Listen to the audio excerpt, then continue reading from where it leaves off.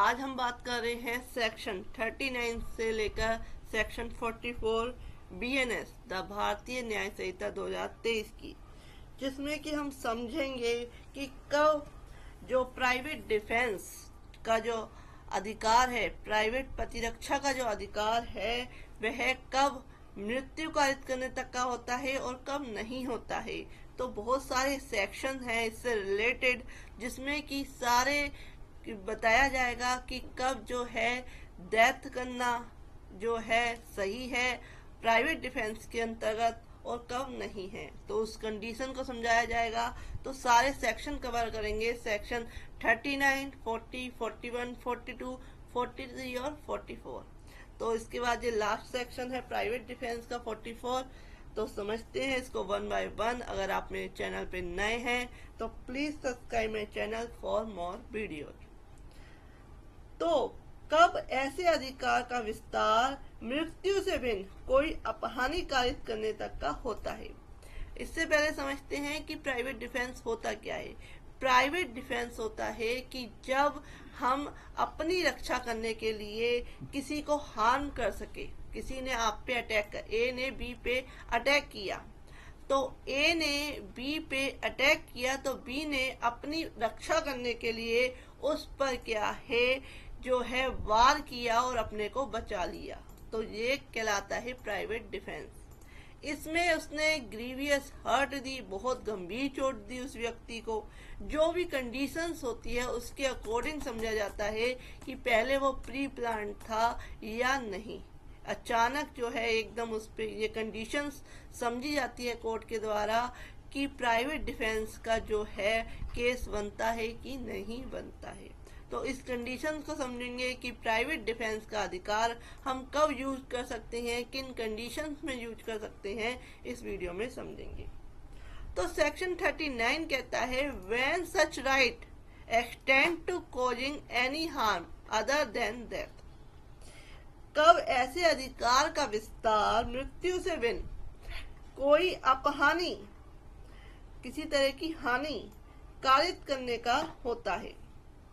यानी किसी को मारा नहीं बल्कि उसको गंभीर चोट दे दी, तो वह राइट कब होता है। यदि अपराध पूर्वगामी धारा 38 में जो उसमें कंडीशन दी गई है उसके अंतर्गत किसी भांति का नहीं है, किसी तरह का नहीं है सेक्शन 38 के अकॉर्डिंग। इसकी प्रीवियस वीडियो में आप इसको देख सकते हैं सेक्शन 38 को।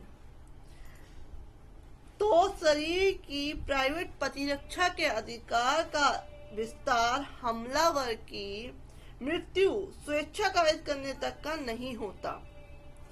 यानी कि पहले ये सेक्शन 38 की कंडीशन समझ लेते हैं कि कंडीशन क्या थी। वैसे इसके ऊपर मैं अपनी वीडियो बना चुकी हूँ, फिर भी एक बार समझ लेते हैं कि शरीर के सेक्शन 38 कहता है कि शरीर की प्राइवेट प्रतिरक्षा के अधिकार का विस्तार मृत्यु कारित करने का कब होता है। शरीर की प्राइवेट प्रतिरक्षा के अधिकार का विस्तार जो सेक्शन 37 में वर्णित निबंधों के अधीन रहते हुए हमलावर की स्वेच्छा मृत्यु करने या कोई अन्य हानि करने तक का है, यदि वह अपराध किसी जिसके कारण ऐसे अधिकार का प्रयोग का अवसर आता है और जो कि निम्नलिखित तरह का हो सकता है। जैसा कि पहला है कि ऐसा हमला जिससे युक्ति युक्त रूप से यह आशंका कारित हो कि अन्यथा ऐसे हमले का परिणाम मृत्यु होगा। कि किसी व्यक्ति ने दूसरे व्यक्ति पे ऐसा अटैक किया है, अगर उसने अपने को नहीं बचाया या उस व्यक्ति को नहीं मारा तो वह जिसने हमला किया है वह उसको जान से मार देगा।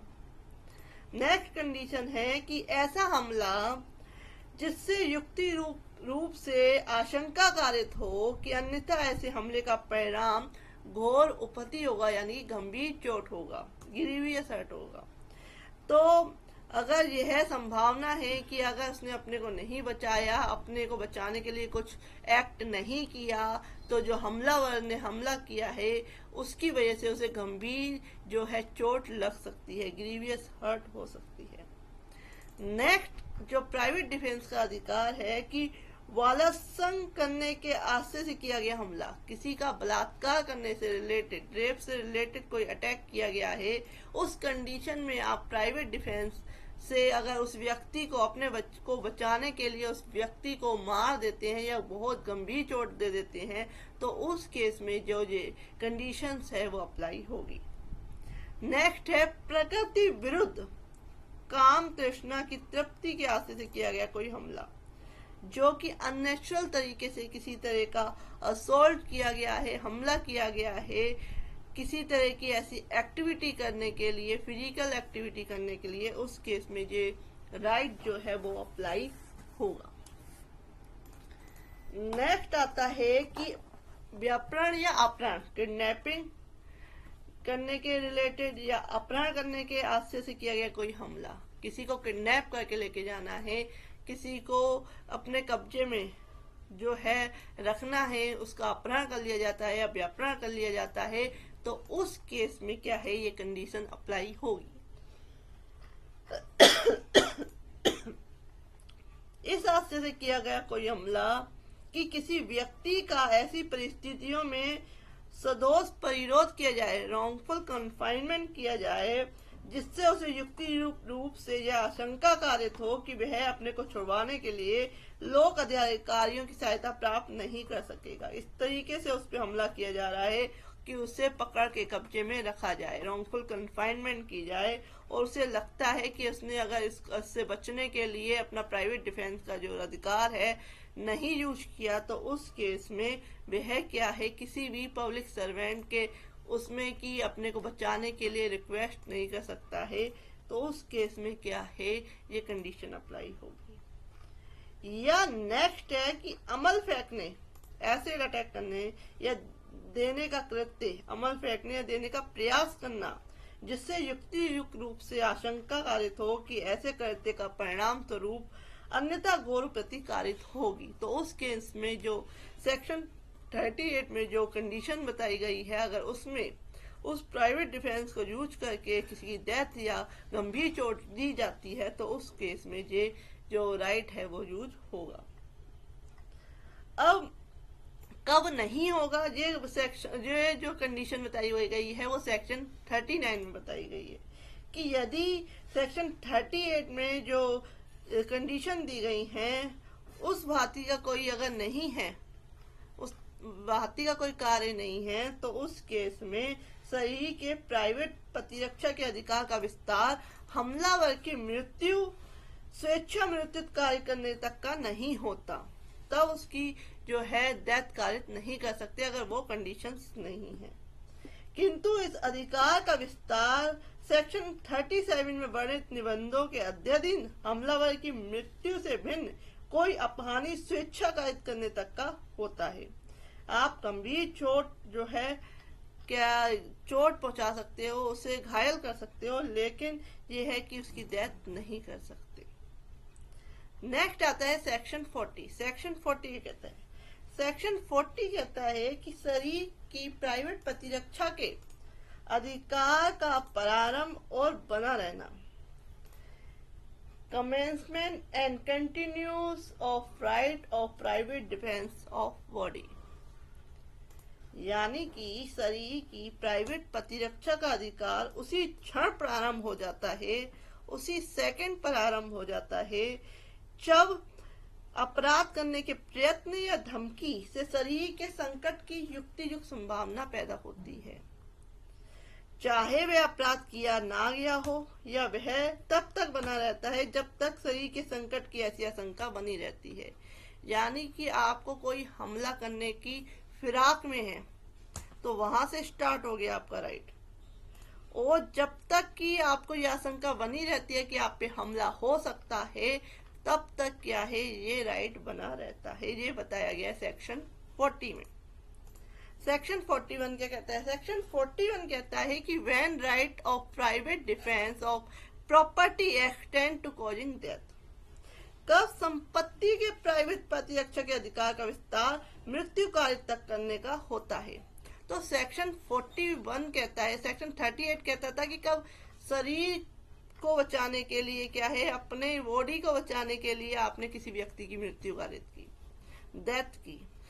लेकिन सेक्शन 41 कहता है कि अपनी प्रॉपर्टी, अपनी जमीन जायदाद को बचाने के लिए या अपने रिलेटिव्स की जमीन जायदाद को बताने के लिए हमने किसी व्यक्ति की क्या है डेथ की, उसकी क्या है मृत्यु की।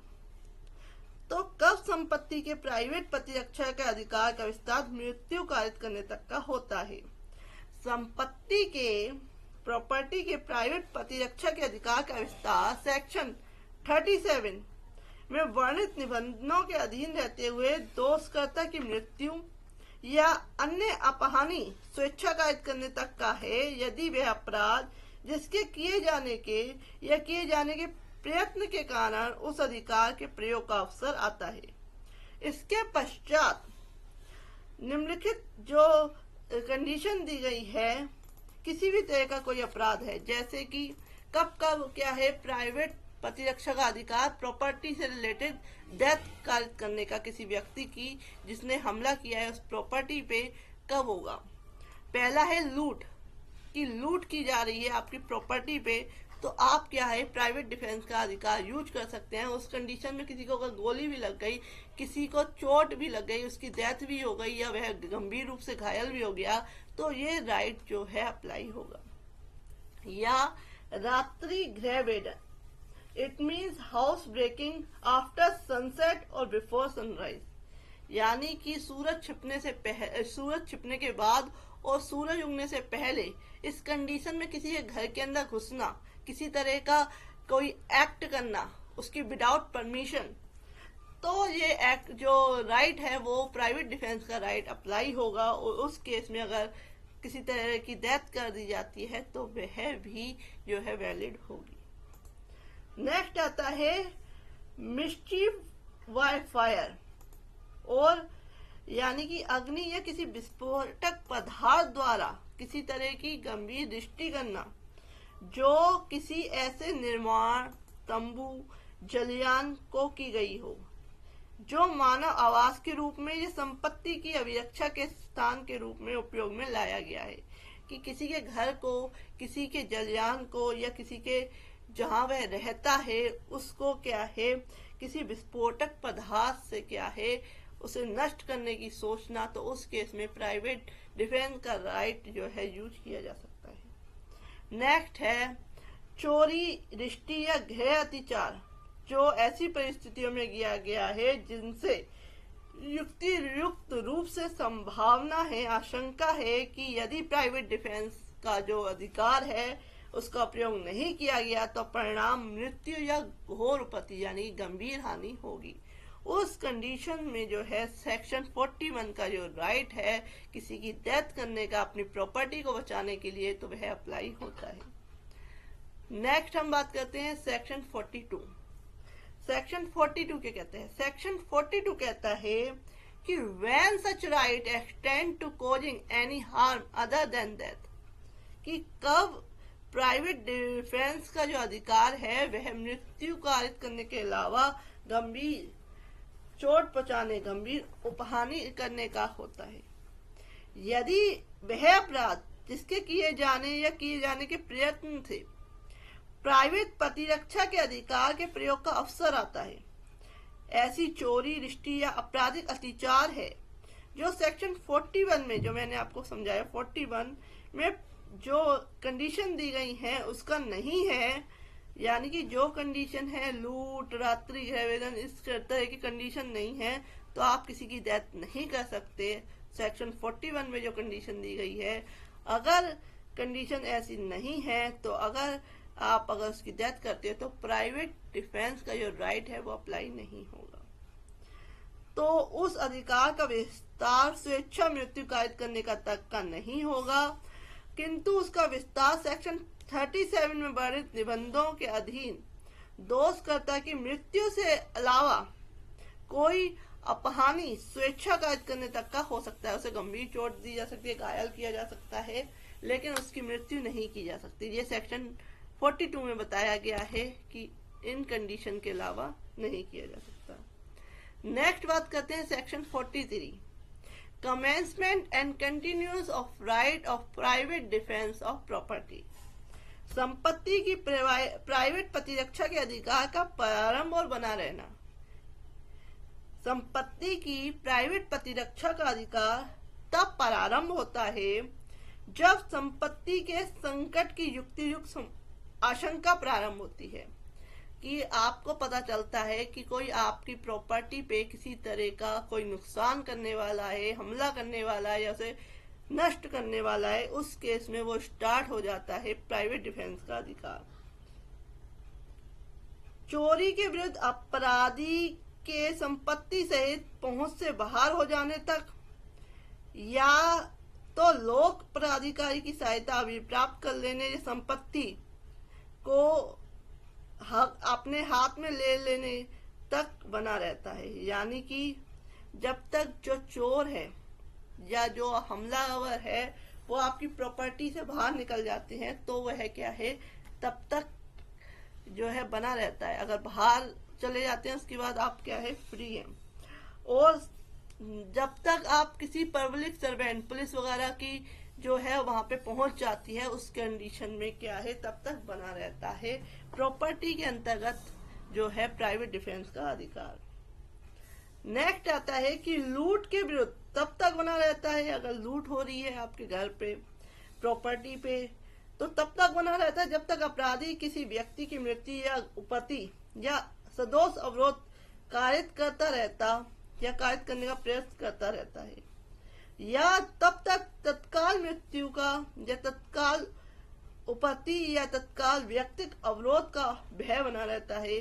तो उस केस में लूट की कंडीशन में तब तक क्या है, प्राइवेट डिफेंस का अधिकार बना रहता है। नेक्स्ट आते हैं कि आपराधिक अत्याचार और रिष्टि के विरुद्ध तब तक बना रहता है, किसी तरह का आपराधिक अत्याचार हुआ है या रिष्टि के विरुद्ध तब तक बना रहता है जब तक अपराधी आपराधिक अत्याचार या रिष्टि करता रहता है, तब तक कंटिन्यू रहता है प्राइवेट डिफेंस का अधिकार। या नेक्स्ट है कि रात्रि गृह भेदन के विरुद्ध तब तक बना रहता है जब तक ऐसे गृह भेदन के प्रारंभ हुआ गृह अत्याचार होता रहता है, तब तक क्या है, प्राइवेट डिफेंस का अधिकार बना रहता है।